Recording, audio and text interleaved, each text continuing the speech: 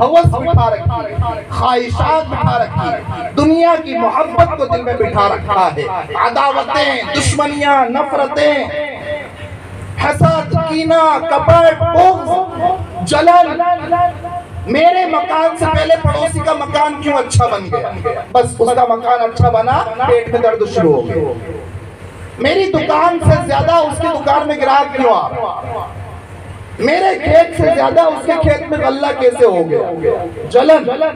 اور یاد رکھنا یہ جلن، یہ حسد رکھنے والا، یہ جلن رکھنے والا، یہ دراصل اللہ تبارک و تعالیٰ کی تقدیر پر اعتراض کرنے والا ہوتا ہے کہ اللہ تو نے اسے اتنا کیوں دیا۔ ارے میں اور آپ کون ہوتے ہیں اللہ سے پوچھنے والے کہ اسے اتنا کیوں دیا؟ تیرے مقدر میں جتنا تھا اتنا تجھے دیا، اس کے مقدر میں جتنا تھا اتنا اس کو دیا۔ ارے بھائی یہ سرپنچ کیوں بن گئے، میں کیوں نہیں بنا؟ ارے ان کے مقدر میں تھا وہ سرپنچ بن گئے، تیرے مقدر میں جو تھا وہ تو بن گیا۔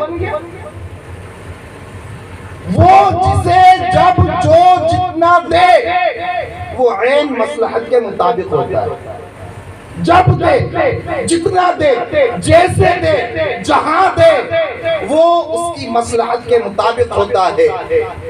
وہ اگر آپ کو چٹنی روٹی دے رہا ہے تو یہ یقین کر کے کھائیے کہ اس وقت میں چٹنی روٹی میرے لیے سب سے اچھی غذا ہے، اس لیے کہ غذا دینے والی ذات ایک اللہ ہے۔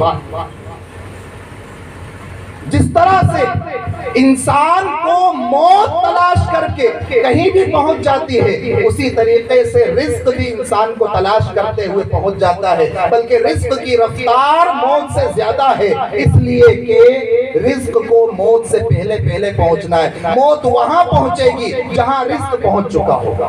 اللہ تبارک و تعالیٰ ارشاد فرما رہا ہے قد افلح المؤمنون الذين هم في صلاتهم خاشعون والذين هم عن اللغو معرضون والذين هم للزكاة فاعلون والذين هم لفروجهم حافظون۔ کامیاب ہونے والے ایمان والے کون ہیں؟ وہ جو دل سے نماز پڑھنے والے ہیں، وہ جو لغو کاموں سے، گناہ کے کاموں سے تو بچنا ہی ہے، گناہ کے کاموں سے تو بچنا ہی ہے، لیکن لغو کام، لغو جو جن کو ہم گناہ سمجھتے ہی نہیں، گناہ کی کیٹیگری میں نہیں آتے، لغو، فضول، ایسی چیزوں سے بھی، ایسے کاموں سے بچنے والے ہیں۔ اور وہ جو اپنے مال میں سے زکوٰۃ دینے والے، غریبوں، فقیروں، مسکینوں، محتاجوں، یتیموں، بیواؤں کا حق دینے والے، اور وہ جو اپنی شرمگاہوں کی حفاظت کرنے والے، بدکاری سے بچنے والے، زنا سے بچنے والے، حرام کاری سے بچنے والے ہیں، وہ کامیاب ہونے والے ہیں۔ یہ اللہ تبارک و تعالیٰ نے کامیاب ہونے والوں کی صفات بیان کی۔ میرے بھائیو، آج کا نوجوان واقعتاً بگاڑ کا اور فساد کا وہ مجموعہ بنا ہوا۔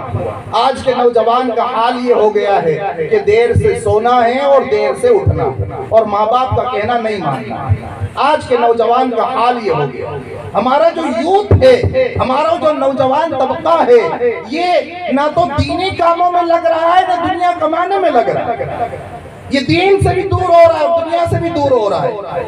یہ ایجوکیشن سے کورا اور نیک اعمال سے بھی دور ہوتا چلا جا رہا ہے۔ یہ من مانی زندگی ایسی گزار رہا ہے کہ بس جو من میں آیا وہ کیا اور جو من میں نہیں آیا وہ نہیں کیا۔ اب وہ نہیں دیکھ رہا ہے کہ یہ ماں باپ ہیں یا بھائی بہن ہیں یا سگا رشتہ دار ہے، کون ہے کیا ہے۔ وہ آدر سمان سے اور اکرام سے، اعزاز سے وہ انتہائی دور ہوتا چلا جا رہا ہے۔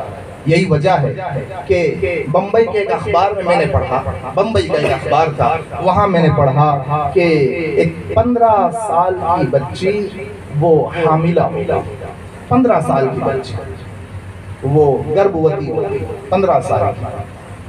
جب تحقیق ہوئی تو میرے بھائی بڑے افسوس کی بات ہے، جب تحقیق ہوئی تو پتا چلا کہ یہ حمل کسی اور کا نہیں، اسی کے 14 سال کے بھائی کا یہ حمل۔ اسی کے سگے بھائی، سگے بھائی۔ یہ اتنا فساد کا زمانہ، اتنا ایسا کلیوگ ہے، ایسا کلیوگ، ایسا فطروں کا دور ہے کہ جس میں سگے رشتے بھی پامال ہو رہے، بہویں وہ سسر سے محفوظ نہیں رہ رہی، بیٹیاں اپنے باپ سے محفوظ نہیں رہ پا رہی، بہنیں وہ اپنے بھائیوں سے محفوظ نہیں رہ پا رہی، بھتیجیاں وہ اپنے چچاؤں سے محفوظ نہیں رہ پا رہی ہیں، بھانجیاں اپنے ماموں سے محفوظ نہیں رہ پا رہی ہیں۔ وہ رشتوں کے بندھن جن کو مقدس اور پوتر سمجھا جاتا تھا، ان کو روندا جا رہا ہے۔ کیوں؟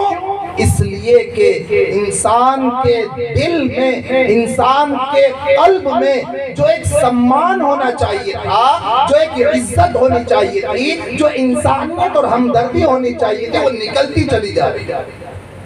انسان حیوان بنتا چلا جائے، کپڑے اس نے انسان کے پہنے ہیں، کھال، جسم، گوشت، پوست، ہڈیاں وہ انسان کی، شکل انسان کی، ڈھانچہ انسان کا، لیکن اندر جو دل ہے وہ درندہ صفت بنتا چلا جا رہا ہے، حیوانیت اندر آ گئی ہے۔ بس اس کو اپنی خواہش، اپنی مرضی، اپنی شہوت اور اپنی ہوس اس کو پوری کرنی ہے، جس کے لیے چاہے کوئی رشتہ ہو اور کسی رشتے کو پامال کرنا پڑتا ہو، یہ اس کے لیے کوئی دریغ نہیں کر رہا۔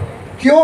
اس لیے کہ پیارے نبی صلی اللہ علیہ وسلم نے انسانیت ساز جو کردار دیے تھے، جو کیریکٹر دیے تھے، جو یہ سکھا کر گئے تھے کہ دیکھو چاہے بیٹی کسی کی بھی ہو، اس کے سر سے اوڑھنی اترنی نہیں چاہیے۔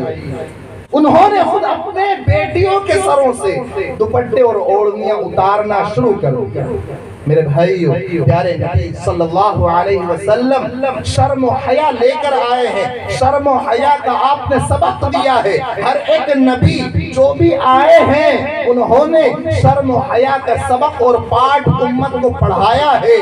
یہ امت شرم و حیا کا پاٹھ بھول گئی، اسی لیے تو حدیث میں آیا کہ ایمان اور حیا دونوں ساتھ ساتھ چلنے والی چیزیں ہیں، جب ایک چیز جائے گی دوسری بھی چلی جائے گی۔ شرم و حیا جائے گی تو پھر ایمان بھی چلا جائے گا، بے شرمی آئی، بے حیائی آئی، بے غیرتی آئی تو پھر بے ایمانی بھی آ گیا۔ انسان اپنے ایمان کا سودا کرنے لگ گیا، ایک چائے میں بکنے لگ گیا، ایک چائے میں بکنے لگ گیا، 10 20 50 روپے پر انسان ایمان سے ہاتھ دھو بیٹھتا ہے۔ وہ جھوٹ بولنے میں دریغ نہیں کر رہا، خیانت کرنے میں دریغ نہیں کر رہا، بے وفائی کرنے میں دریغ نہیں کر رہا۔ میرے بھائیو، سچائی کے عالم بردار بنو، امانت دار بنو، دیانت دار بنو۔ حال یہ ہو گیا کہ سب سے زیادہ خطرناک لڑائی درندگی کے ساتھ انسان کی اپنے سگے رشتہ داروں کے ساتھ، سب سے خطرناک لڑائی اگر ہے تو وہ اپنے سگوں کے ساتھ۔ دو بھائی ہیں اور دونوں بھائی الگ الگ وکیلوں کے ساتھ کورٹ جا رہے ہیں، کس بات پر؟ 2 ہاتھ زمین کے جھگڑے پر۔ 2 سگے بھائی ہیں، وہ دونوں کورٹ جا رہے ہیں، کس پر؟ ایک بالشت زمین پر، کہ مکان کے جب حصے ہوئے تو دیوار تو نے ایک بالشت کے گھر کیوں بنا لی؟